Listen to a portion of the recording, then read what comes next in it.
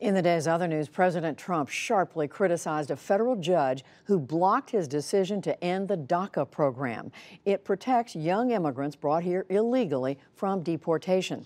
In a tweet today, Mr. Trump said, "It just shows everyone how broken and unfair our court system is." Federal immigration agents showed up today at nearly 100 7-Eleven convenience stores nationwide. They ran checks on employees' immigration status and arrested 21 people. U.S. officials say that it was the largest such operation since President Trump took office, and they say, quote, the first of many. There is word that President Trump will not reimpose broad-based sanctions on Iran, at least not yet.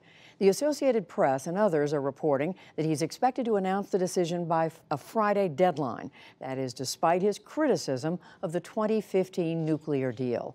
But the reports say he will restore some targeted sanctions on specific businesses and individuals.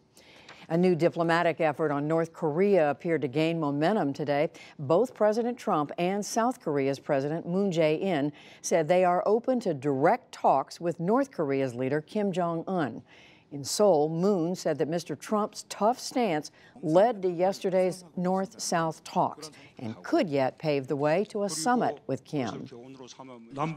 I think President Trump deserves big credit for bringing the inter-Korean talks. I keep myself open to any meeting, including the summit with North Korea, if it's helpful for an improvement of South-North relations or a settlement of the North Korean nuclear issue.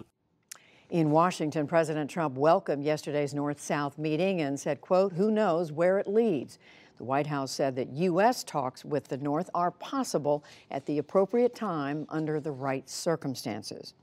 Senate Democrats are out with a report that warns Russia is intensifying efforts to undermine democracy in the U.S. and Europe. It argues President Trump has offered no response and declares, quote, never before has a U.S. president so clearly ignored such a grave and growing threat to U.S. national security. We'll discuss election security with two leading senators from both parties later in the program. Another veteran of Congress says that he will not seek re-election. California Republican Representative Darrell Issa announced today that he'll retire after 9 terms. He had once chaired the House Oversight Committee and was a dogged critic of the Obama administration. So far, 35 Republicans and 16 Democrats have announced that they will leave Congress or seek other offices. New York City today sued 5 oil giants over global warming.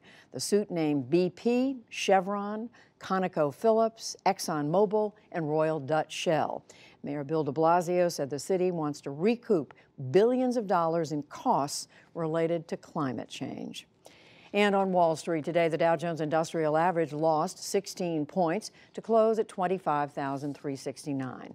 The Nasdaq rose 10 points, and the S&P 500 slipped 3.